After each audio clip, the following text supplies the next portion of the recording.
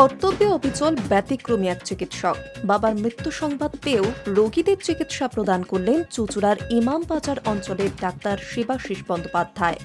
চেম্বারে ভর্তির রোগী দেখা শেষ করে বাবার শেষকৃত্য সারলেন তিনি। চিকিৎসক মনে করিয়ে দিলেন উত্তম কুমারের অগ্নিশ্বরকে। স্থানীয়রা বলছেন, দিন রাত রোগীদের ভিড় লেগেই থাকে চিকিৎসকের চেম্বারে। রাত জেগে রোগী দেখেন শিবাশিস বাবু। শুধু হুগলি জেলায় নয়, দূর দূরান্ত থেকেও রোগী আসেন। শুক্রবার সকালে বাবার মৃত্যু সংবাদ পান চিকিৎসক। তার বৃদ্ধ বাবা তাপস বন্দ্যোপাধ্যায়। দীর্ঘদিন রোগভোগের পর মৃত্যু হয় তার। প্রতিদিনের মতোই দূর দূরান্ত থেকে আসা রোগীরা অপেক্ষা করছিলেন ডক্টর শিবাশিসের চেম্বারে। শুধু তাই নয়, বৃষ্টি মাথায় নিয়ে এসেছেন তারা।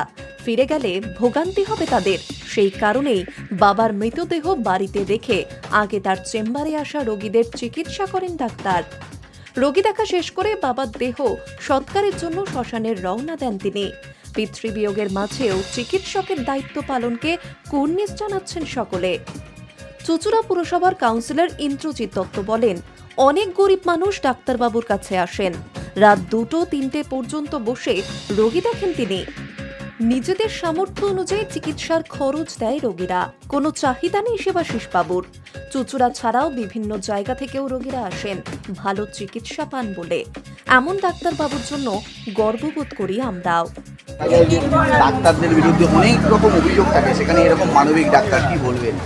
আমরা চুঁচুড়াবাসী হিসেবে গর্বিত, এরকম একজন ডাক্তারবাবুকে আমরা চুঁচুড়াবাসী পেয়েছি।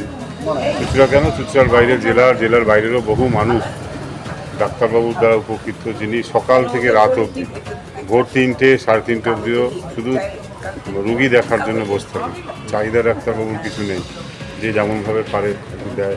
আমাদেরও, আমি বিশেষভাবে ডাক্তারবাবুকে দীর্ঘদিন ধরে জানি। High news network.